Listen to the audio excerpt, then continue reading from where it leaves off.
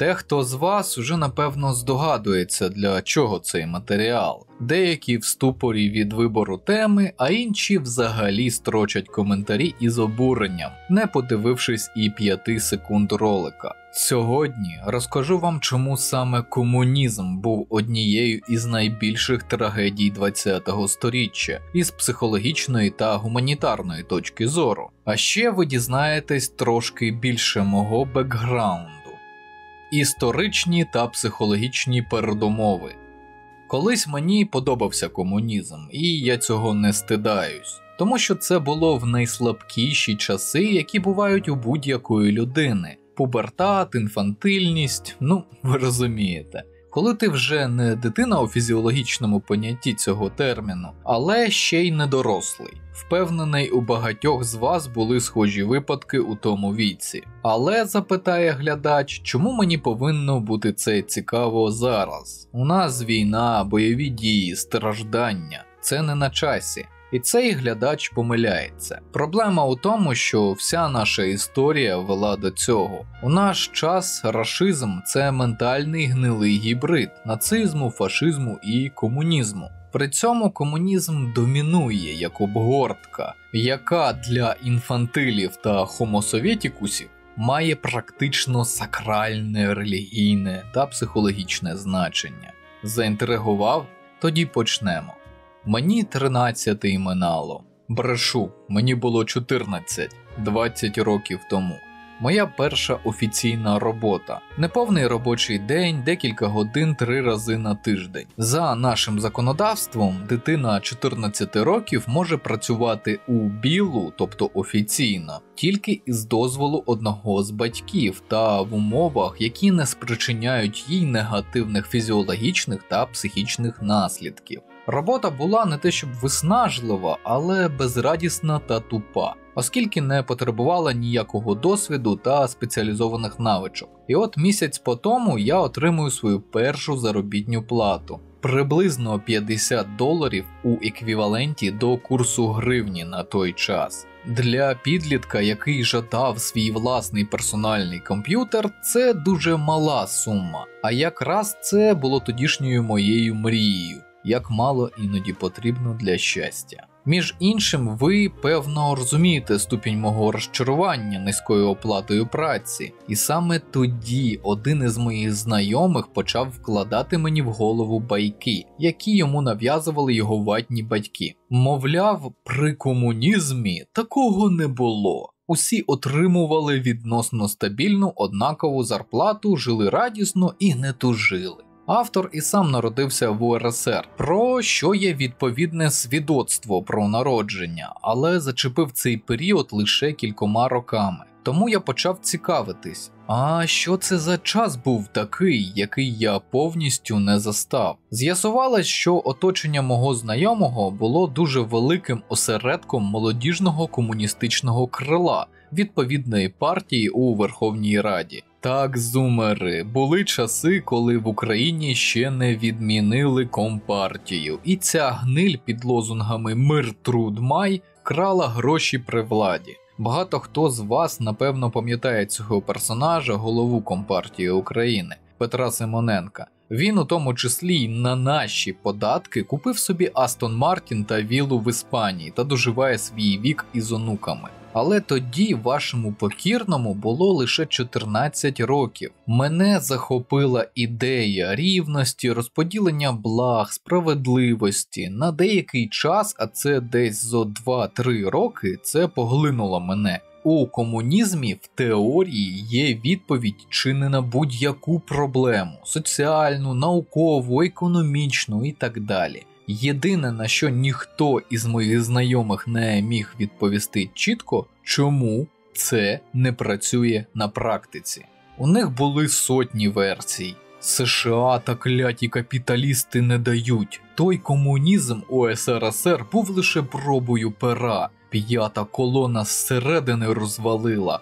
Сіоністський зговір Ротшильдів.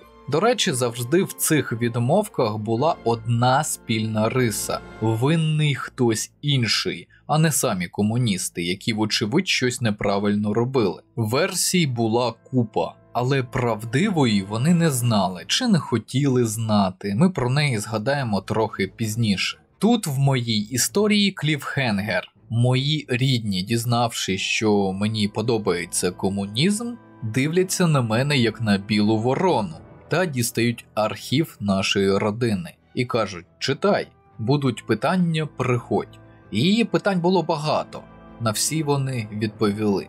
Одна із гілок моєї родини пішла від дрібної шляхти, інша була купцями, по-нашому підприємцями. Майже всіх їх винищили комуняки. Копії документів про них в мене досі на руках. Але це не лише локальні випадки та мініатюрні трагедії, які траплялися лише з обмеженим колом осіб. Червоний терор, який почався у 1918 році. Постанова Політбюро про заходи щодо ліквідації куркульських господарств 1930 року. Великий терор. Величезну кількість сільських господарств було розкуркулено, тобто пограбовано, та знищено сім'ї, які ці господарства створили. Частину розстріляли, частину репресували, виславши хто зна куди, частину обмежили у правах. Ці господарства було пограбовано як міста Буча, Бородянка та інші зараз, заради однієї мети – встановлення того самого комуністичного ладу. Ті, кого не добили комуністи в цих селах, вмерли від голодомору.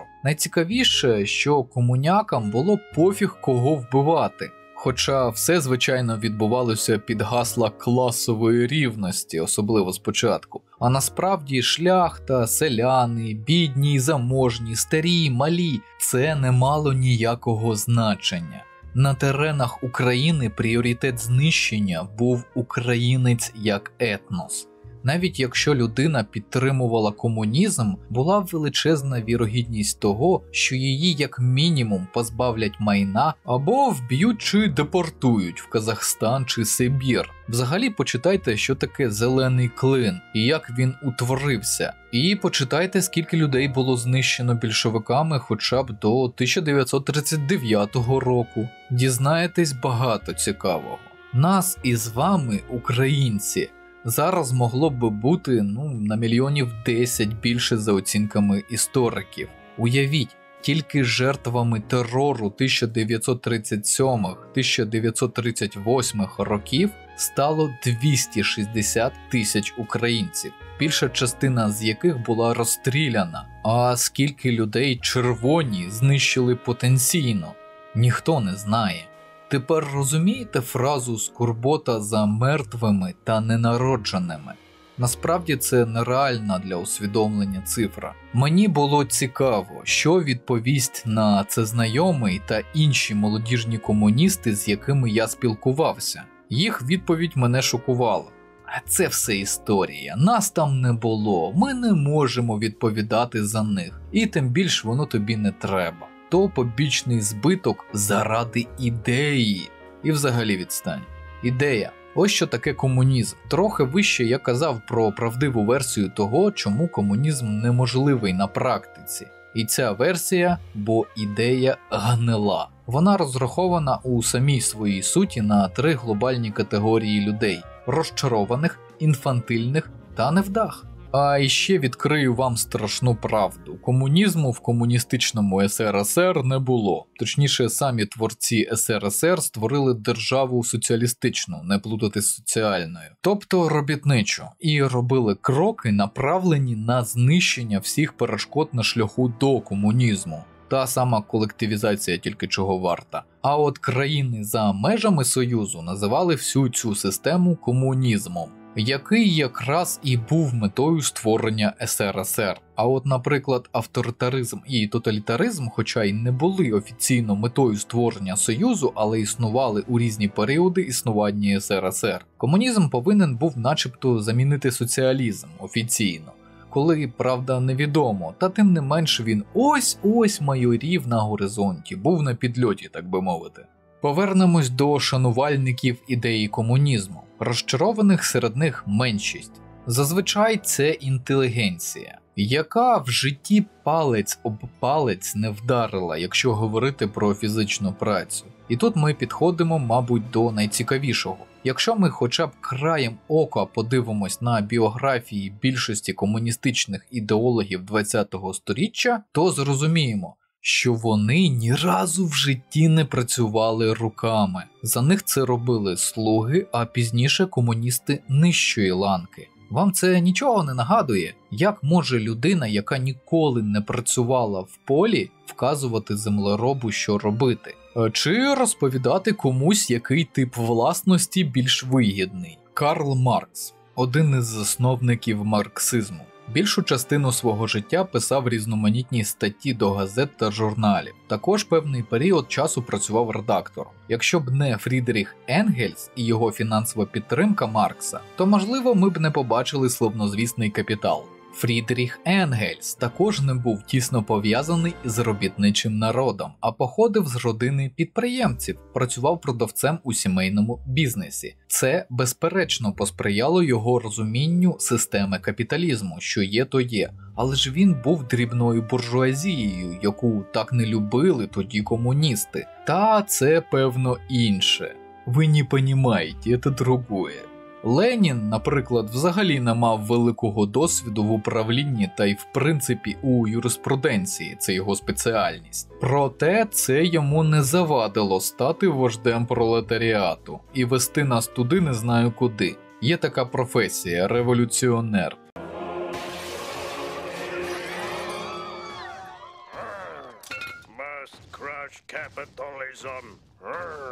Це, до речі, дуже показовий нюанс.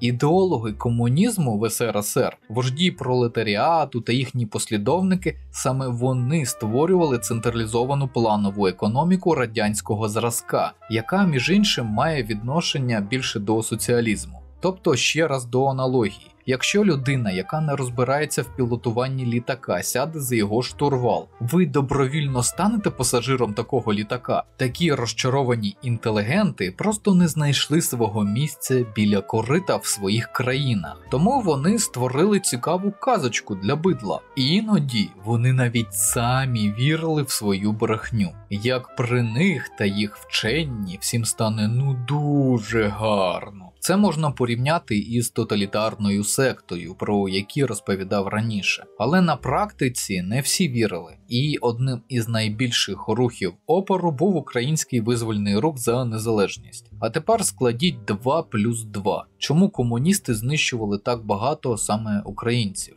Бо ми не хотіли вірити у гнилу казочку. Ми хотіли самостійно будувати свою державу. Другий стовп, на якому тримався комунізм, це інфантили. Пам'ятаєте, в мене був матеріал про інфантильність як психічний стан свідомості? Нагадую, що це таке. Інфантильність – досить об'ємний термін, що описує поведінку індивіда, якому властива наївність, безпосередність, безглузді вчинки, загалом все властиве дітям. Характерною поведінкою у такому стані є перекладання відповідальності за свої вчинки на інших. І відразу хочеться підкреслити, що така поведінка цілком нормальна безпосередньо для людей, які перебувають у юному віці. З іншого боку, є психічні відхилення, коли інфантильність проявляють цілком дорослі дядьки і тітки. І коли це роблять жартома, ми знаходимось в межах норми, але ось системний прояв цього стану не дуже добре. Людина у своєму стандартному розвитку проходить низку психічних станів. Немовля, дитинство, підлітковий вік, він же пубертатний період, молодість, зрілість і старість. Це якщо комбінувати складні етапи в зручну систему для кращого розуміння. Нормальний психофізичний розвиток людини має інфантильну поведінку як складову до кінця пубертатного періоду. Так обумовлено нашою природою, Богом, матрицею, як вам буде зручно.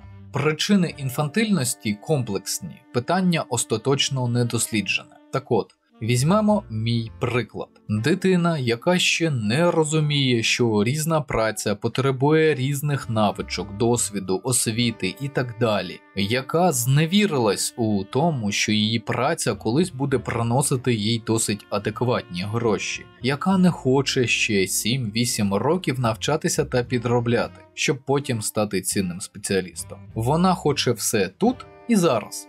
Їй дуже легко втулити в голову ідею, що вона дивергент і має отримувати умовно 500 або навіть декілька тисяч доларів на місяць, от прям зараз. Як інженер авіабудування Максим, який має стаж 20 років. Так, це нелогічно, не відповідає звичайному причинно-наслідковому зв'язку та навіть банальним правилам базової економіки. Казка, фантазія.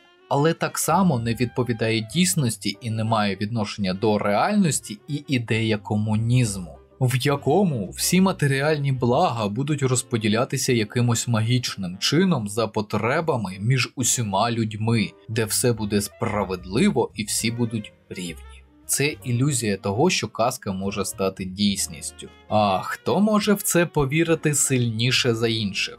На жаль, саме діти та підлітки. Звісно, на папері все виглядає більш-менш привабливо, але адекватна реалізація комуністичного ладу просто неможлива. Це все вже продемонстрував СРСР. Комунізм так і залишився недосяжною утопією. Чи потрібен нам іще один такий експеримент? Тут доречно підкреслити, у демократичних країнах є така штука – заборона на втягування дітей у політику, тоді як комунізм, нацизм та фашизм обробляють заздалегідь. Гітлер-Югенд, Фіглі де ла Лупа, жовтенята, піонери і так далі. Ну а гібрид вищеназваних, рашизм, має молодіжне крило Єдиної Росії та Юнармію. Інфантильність – це інструмент промивки для подібних режимів. І психологічно це дуже ефективно. Саме до 25 років ми, люди, формуємося як особистості.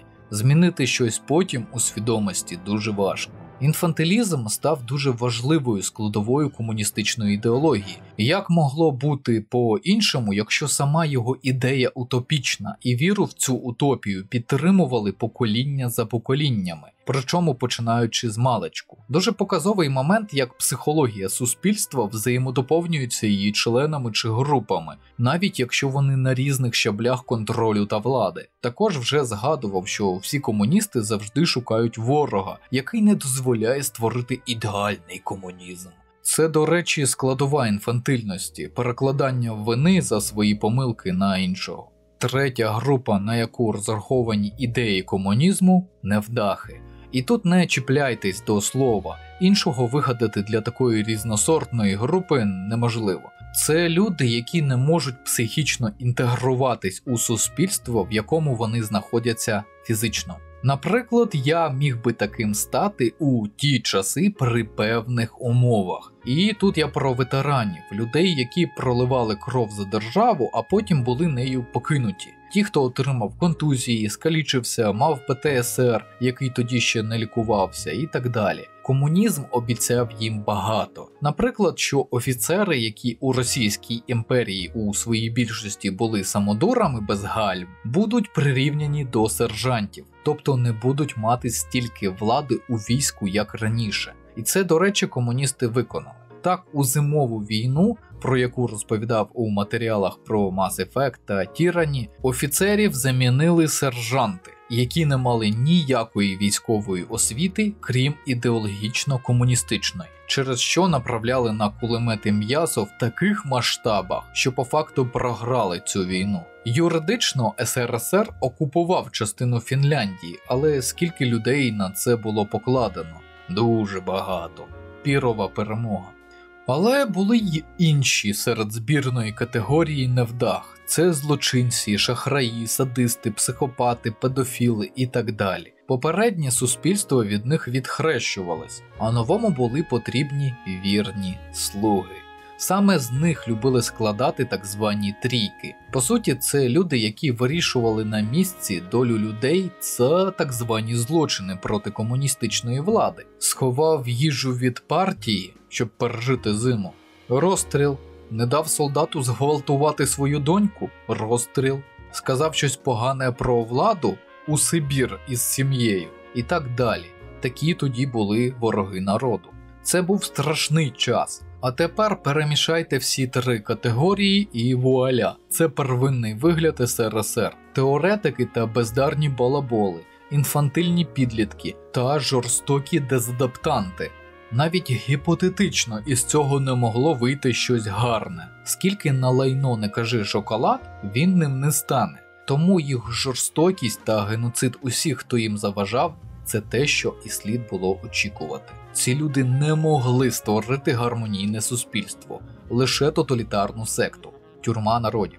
Комуністи боялись будь-якої критики своїх висерів. Для них психологічно боляче було чути, наприклад, що та сама планова економіка – це фіаско, що ідеї тотальної рівності у всьому неможливі при такій різноманітності людей у різних аспектах. Тому, наприклад, генетика як наука у 1948 році була визнана в СРСР лженаукою. Одне її існування підривало все, на чому стоїть теоретичний комунізм, а це так звана рівність всіх людей та їх можливостей. Скажіть таке дитині, що народилась із тяжкою формою ДЦП. Нагадую, інклюзивність освіти та роботи – це винахід західної культури демократичних країн. У СРСР цього майже не було. Майже тому, що для номенклатури, тобто еліти, завжди робили винятки. На сторожі цих істеричок, ідеологів-комуністів, які боялись критики і весь час шукали внутрішніх ворогів, стояли інфантили, які готові рвати усіх за свою казочку. А приглядали за підлітками дезадаптанти. Більшість із них, напевно, і не вірила в славнозвісну перемогу комунізму, але в ньому вони були як риба в воді. Саме із дезадаптантів складалися НКВС та каральні підрозділи. Мені взагалі треба продовжувати, а це ми навіть не розбираємо все детально. Наприклад, педофіла Берію, діяльність якого приховувала вся верхівка комуністів. Чи можемо згадати Жукова, якому приписують фразу «баби ще народять», яку він казав про своїх солдатів. До речі, це дуже не подобається росіянам. Повторюю, це все закономірно з огляду на те, із кого складалася еліта так званого революційного комуністичного руху. Із гівна та палок неможливо створити Лувр. Особливо, якщо всі палки переробили на приклади до гвинтівок, а що залишилось із будівельних матеріалів, ви і так чули. Що ми маємо зараз? Гібрид, рашизм.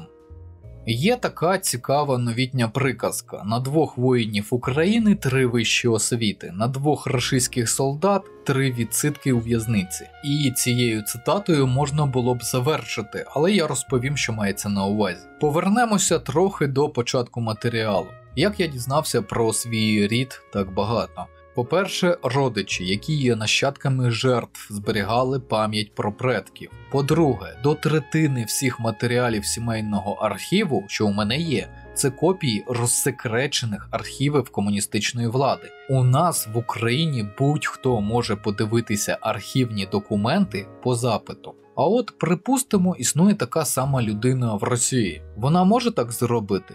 Ні, архіви все ще засекречені. Навіть ті, що відкриті, не дуже їм потрібні, як показує практика. Тим паче велика частина росіян – потомки 3 категорій, що я зазначав вище. Вони не хочуть знати і визнавати злочини своїх предків. Їм це просто не потрібно. Їх свідомий персональний вибір, незнання та дебілізація підкріплюються державною політикою приховування правди про СРСР, наступником якого вони є. Коли ти робиш свідомий вибір бути тупим, відхрещуватись від своєї історії, створювати альтернативну реальність у своїй голові і таких як ти маса, то чому така країна раптом буде адекватною? Але цього б не було достатньо для створення саме ідеології рашизму. Потрібно щось епохальне. Міф, який не будуть заперечувати у всьому світі.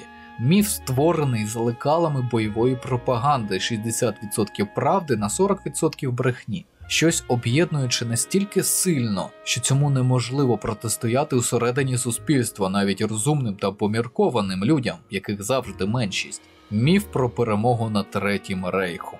Чому міф? Ну, як вам сказати? По-перше, як ти можеш бути переможцем, коли ти почав цю війну союзником того, хто програв? СРСР і Третій Рейх загарбали Польщу. І з цього почалася війна. Через це, до речі, СРСР відокремив свою так звану «отечественну» війну від Другої світової, щоб ніхто не говорив про цей диявольський союз. По-друге, До ленд-лізу від США та відкриття нових фронтів СРСР відступав майже на всіх фронтах, тобто програвав. По-третє, як ми бачимо зараз, тактика СРСР не змінилася і перейшла у спадок до РФ. Завал м'яса. Екстраполюємо. Якби не інші республіки, що входили до складу СРСР, окрім РСФСР, то москалі б програли Рейху в суху. Це можна відслідкувати навіть по назвам фронтів Другої світової. Є 4 українських, 3 білоруських, Прибалтійський, Кавказький, Донський і ще багато інших фронтів. Руського чи російського не існувало. Думаю, символічно.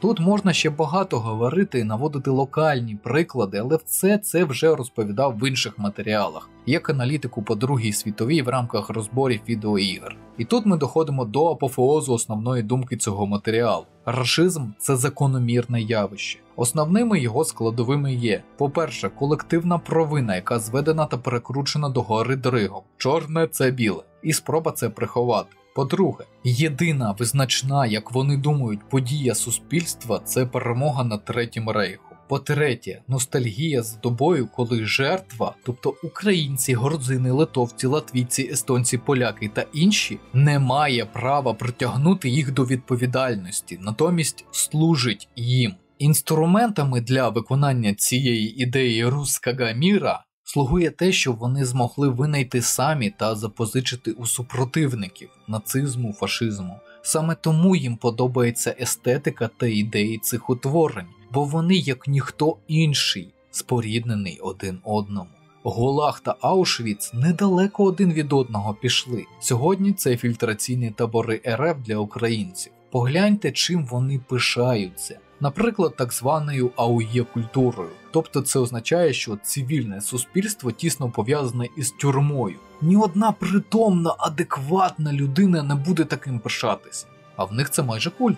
Все це навіть не стагнація або деградація. Це виродження. Трупні конвульсії, утворення, що вмирає. Проте у нашому випадку під «вмирає» мається на увазі країна та її гниле суспільство, а не людина. Тобто, як вже казав в інших матеріалах, Ерефія буде розвалюватись на багато частин, які ще потім будуть воювати одне із одним за ресурси та статуси, деякі за їжу.